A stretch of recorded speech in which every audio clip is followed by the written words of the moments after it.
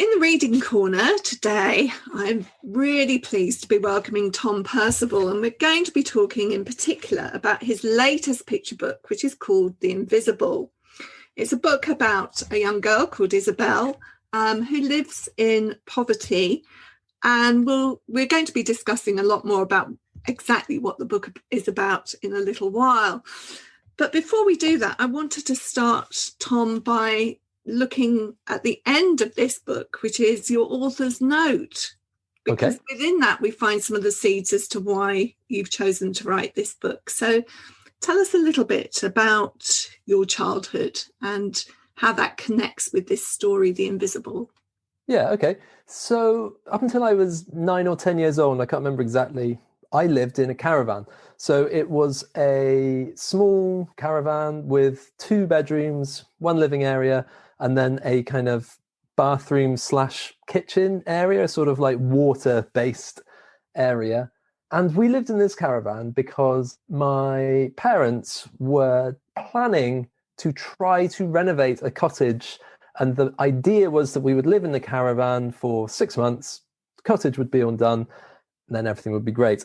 But unfortunately, life didn't pan out in that way, and we ended up living in the caravan for 6 years.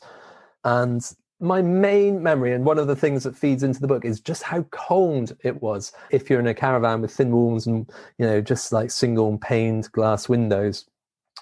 It was very rural. We were literally in the middle of nowhere, and we got our water from a spring. We grew some vegetables, so quite often the food that we had to eat was food that we had grown. And then obviously, if there wasn't much of that, then sometimes there wasn't much for us, But one of the things I had an awful lot of was books, because there was a mobile library used to pull up a mile down the road. And then one thing I loved about the library was that it was so warm. There's carpeted all over, and all the sound was kind of muffled and deadened. And you just felt completely cut off from the challenges of my life. When I was in the library, it was like quite literally like my safe space, and I could just sit in there and I could go through the books, choose which ones I wanted, and then I could carry them home. And I loved it.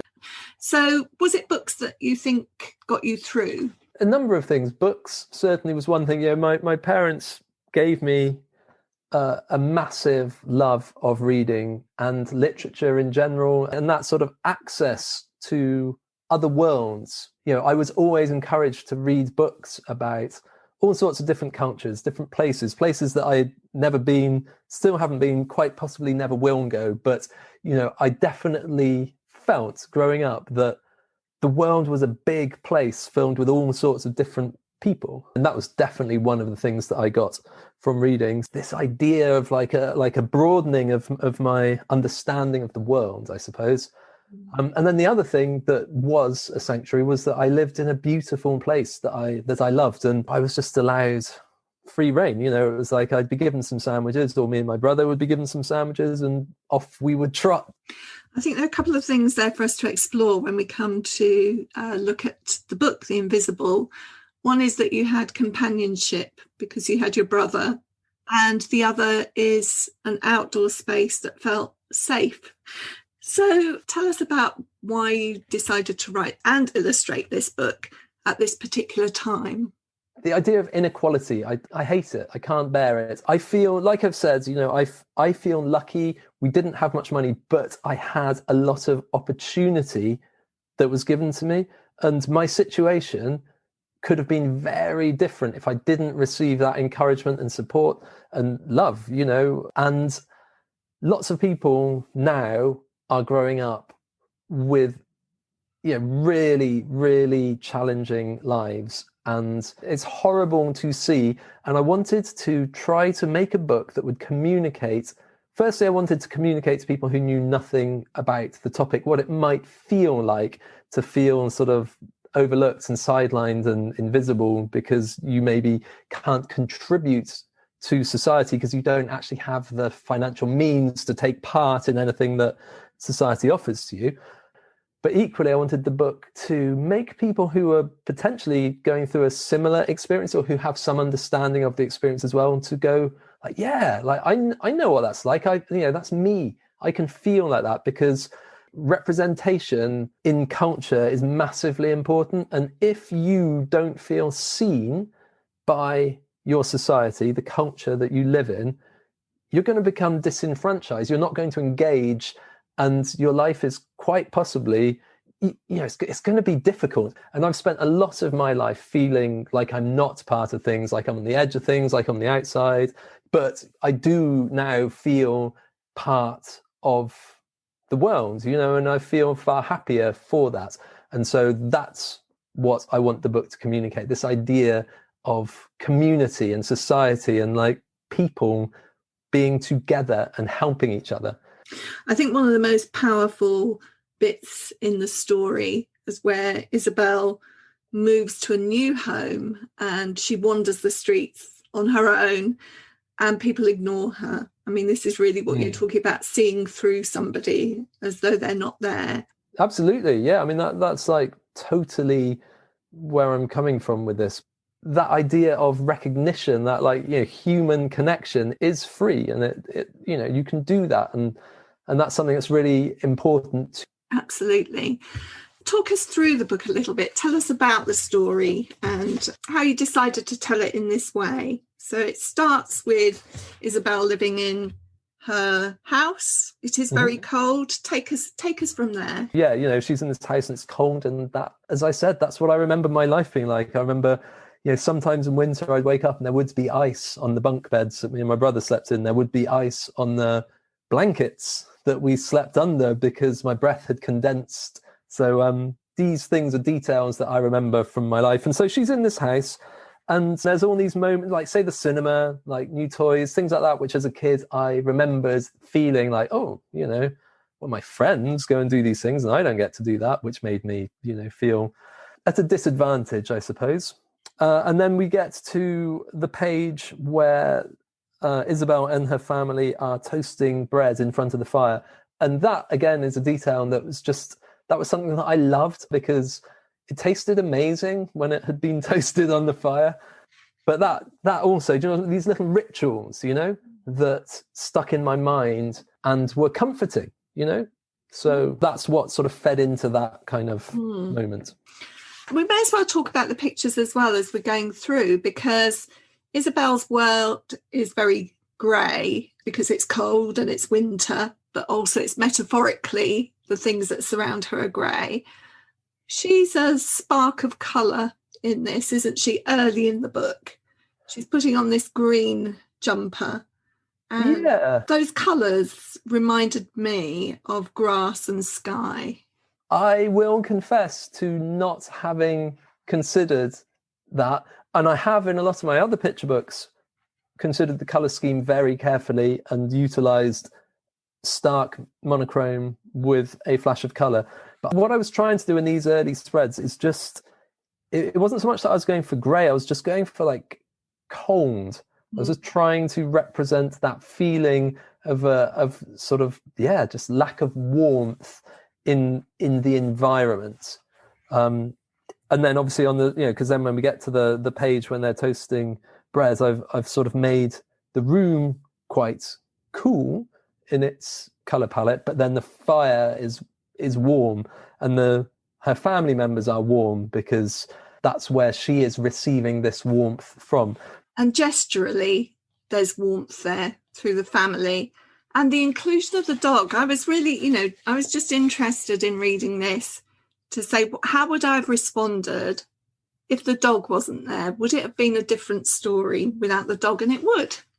Yeah, I think it would. I mean, the dog is really important to me because I was really aware that I wanted this story to be Isabel's story. So I wanted her to have agency in the story and to be the person who is, pushing the events forwards and who is experiencing the story. And so if she had had her parents with her, that would have made it a story about family, and that just wasn't the story that I wanted to tell in this instance. And so the dog wasn't always going to be in there, and there were a number of different dogs that I auditioned and drew pictures of, and I was like, no, you won't do it at all. And then I wound up here, and the dog was really important because I wanted, it is a challenging subject to make a picture book about, and I'm aware of that, and I know that some people might feel that, especially at the start, it feels a bit heavy. And I wanted to lighten that, and I wanted to offer relief. And I felt that the presence of a small, cute, fluffy dog just did lighten things, and it made you feel like Isabel always has a companion. She's always got someone there who is understanding and offering just love and encouragement, kind of in the unconditional way that a dog does. So shall we move the story on? Tell us a little bit about what happens then. Yeah, so they're in their house and things are difficult and they don't have much, but as the spread, which there's a spread where we see them playing in the snow together, it says, after all, she and her family had everything that they needed. They had each other, which I think is important, because her situation would have been very different had she not received support from her family. It would have been awful, crushing right from the start. But then what happens is that gets to the point where even the love, encouragement and support she receives just isn't enough, because there are financial realities at play in the world, and you have to pay your rent and you have to pay your bills and all of these things. And it gets to the point where Isabel's family are unable to do that. And they have lived in what was their home, and the home that Isabel has always known. And then they have to move and I never actually show their new home because, well, there are lots of different reasons. I didn't want to kind of make any assumptions about what people might consider to be a good situation then a bad situation. I didn't want anyone who read it to feel like, oh, like, right, so you're saying that like my life is horrible because I live in a place that you're showing to be horrible. So I didn't show where they have to move to, but the feeling of her new environment is that it is closed off to her. It's cold, it's distant, it's remote, and she can't kind of find a way in. So I go with quite a lot of these big buildings that just look imposing and make her feel small. And so that's what I was trying to show in the pictures there. But there is a wonderful turning point when things have got bad, and she has, and we should say that she gradually fades through this process and dissolves into the background until she does become invisible. That was where the whole idea of the book came from. Actually, it was in my head. I was writing it as I hope Bloomsbury aren't listening, but I did write it thinking it would be one of the Big Bright Feelings books, and it would be something like Isabel's Invisible or something like that. But those books have a very sparse text, and it's the text is always really, really reduced, so it's immediately graspable by anyone. And I just felt like actually I needed more words in this, and I wanted to explore the feelings and the sensations that she goes through in more depth. So that's why I turned it into one of these books. But yeah, that idea of turning invisible was the whole, that was my idea when I first started wanting to write the book. It's about that feeling that you are not seen, that you're not part of the world. No one values your contributions or what you could contribute. And that was what the book is. That's the core of the book for me. Anyway, there is a turning point. Once Isabel's become invisible, she starts noticing things. And this is where she starts to take some action herself, isn't it? Yeah. So once she is invisible, she starts to see other invisible people. She sees other people who are, because this is the thing, the world has far too many ways of making people feel like they don't belong, like they don't fit in, like this isn't your place. And that's essentially what she discovers. So, and this is, I think, something that happens in life. When you go through an experience yourself, whatever it is, whether good or bad, you do understand more about that situation. You can't help to. If you go through financial difficulties, you then have an understanding of what it's like to live in financial difficulties. And you also, I think, the more sort of challenges you go through in your life, the more you understand all sorts of different challenge. So that's what happens to Isabel. She starts to recognize that she has challenges in her life, but so do lots of other different people in all sorts of different ways. People like elderly people and less abled people and people from different backgrounds in certain situations. There are lots of different sorts of people who get sidelined. And essentially, what Isabel in the story does is act as a kind of catalyst to draw all of these different people together. And then once they sort of unite and form their own kind of community, that's when the change in the story really starts to happen. And that's when, things pick up for her. As we move on, the final revelation, if you like, is when we come to this page, very different from all the others. So much white space, a single sapling in a paint pot, and the text reads, "And that was how Isabel made something very special, one of the hardest things that anyone can ever make." And we have that wonderful turn of the page, and wow. Tell us about this last page here. It's so joyous. It's wonderful. Yeah, I just wanted to... it's a difficult story to write, because obviously if you're writing a picture book, you need to end on a moment of joy and hope, and for it to be uplifting. And that's what I wanted to offer there. So it was really important to me that I don't show that Isabel's world hasn't been transformed. It's not like her family come into loads of money and suddenly all of their money problems are gone, any of that. It's just this idea that she is part of a community. She becomes part of the world around her, and that to me is the goal. So that was what I wanted to show in that picture. And there are loads of I lived in southeast London for a while, and so the lady planting flowers in paint pots, that used to happen in these kind of flats that I lived in. So she would use gardener's twine or bits of wire to fix onto the railings around the side, and she grew flowers in these pots, and it was amazing. And she was very much like the lady in this book, so she had quite a stoop. And I definitely drew on lots of people, I suppose, that I have seen over the course of my life who I feel have been working hard to make a difference in certain situations. And I tried to sort of represent some of these people.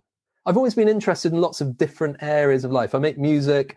And so, the guys that I make music in a band with are very different to the people that, I hang out with when I go to the gym, for example. And, publishing people are very different to the people that I'm friends with, when I take my kids up to the kind of the local primary school. It's like, we're all different. We all have different journeys, and we're all interested in different sorts of things, but we all share the same kind of emotions and feelings, and you can connect with anyone. Absolutely.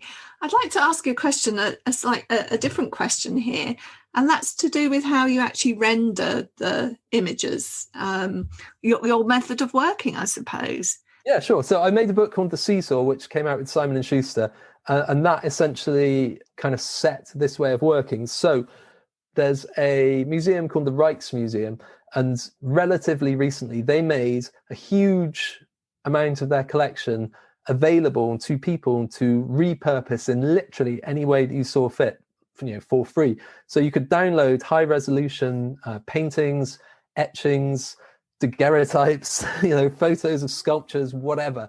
And I've always been interested in the idea of repurposing material. And so, I was like a kid in the 80s, and then in the 90s, I was a teenager. So it was all kind of rave music, drum and bass, hip hop, all that sort of thing, where people were sampling other material and putting a completely different spin on it to turn it into something different.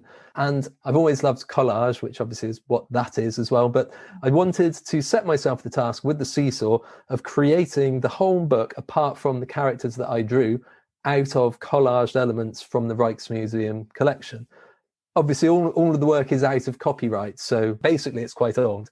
So with The Invisible, I needed to combine these painted elements that I collaged together for the skies, for example. I've got these lovely kind of swirling skies, which I didn't paint. I took elements from other paintings and collaged it together. And then I took photographs of tower blocks and buildings like that and more sort of contemporary architecture. So it's a combination of paintings, photography, etchings, whatever. I've just like each image would probably have like 20, 30 different picture elements from different pictures interweaved together. And then I essentially draw the characters on the top. Wow, wonderful. Because the flowers and the butterflies on this final page here look to me like those 18th century naturalist kind of drawings. And yes, and they are. Wonderful. And so is there anywhere where there is a final work of art, or is it all on the computer? All on the computer. I mean, it's a funny thing, isn't it? Because I used to draw everything by hand and then composite on the computer, but now I just do it all on the computer, or even the iPad sometimes. And I do feel the loss sometimes. There just is something special about holding a tangible piece of work. It kind of, and this is going to make me sound like such an artist, but it kind of vibrates with the energy that's been put into it. You can feel the time that has been put into it. Whereas with a reproduction, you don't get that. You know, you can appreciate it. You can appreciate its composition and its form and its narrative flow and all of these different things, but you don't have the thing. You don't get that energy out of it. And I find the same with music. I'll play a song on the guitar, and it's all kind of, I'll have a feeling as I play it, and I might record it and listen back to it, and it's, it doesn't quite work in quite the same way. It's a facsimile as opposed to the thing. That's my feeling. But I'm not trying to dismiss what I do, because ultimately with books, they are always going to be reproduced. So the point of the book is the reproduction. Like you're never going to just like hand make a whole book. So it doesn't affect the enjoyment of the book, but I do personally, I would like to have originals, but it's just not how I work now. Can I just ask you about the text and whether writing comes as easily to you as creating the pictures, or do they just come simultaneously? You know what you want to say and the image comes with it? I don't know. It depends. It's entirely dependent on the project. This story was really straightforward. I wrote the text, it was probably like a day's work to get a decent draft of it, and then trimmed a few bits and jiggled around with it a little bit, but not much. Whereas other books, it's very different. Sometimes I spent ages reworking, chopping around, approaching the story from completely different angles, trying different characters, different perspectives. But I think because The Invisible is a story that's been kind of just like spilling around in my mind for quite a long time, so when it came to actually putting it down on paper, it just all came out in a straight line, really, which isn't always the case. But I would say I don't view myself as either like an illustrator or a writer or a musician. I do all of these things and I love them all, but in any given area, I am like, well aware of my shortcomings in the practice. But the thing that I have always done and that I'm most passionate about is story making, coming up with stories and having ideas. That's what I see as my strength. Fabulous. Tom, it's been so wonderful to talk to you today. I really appreciate the time that you've spent coming into the Reading Corner to tell us about The Invisible, a book that resonates with me and will certainly resonate with lots of readers, I'm sure. So thank you so much. Not at all. Thank you. In the Reading Corner is presented by Nikki Gamble and produced by Alison Hughes. If you have enjoyed this podcast, please do leave a review for us. To find out about other projects, including an audience with events and the Exploring Children's Literature Summer School, visit www.exploringchildrensliterature.uk. Join us again soon in the Reading Corner on your favourite podcast platform.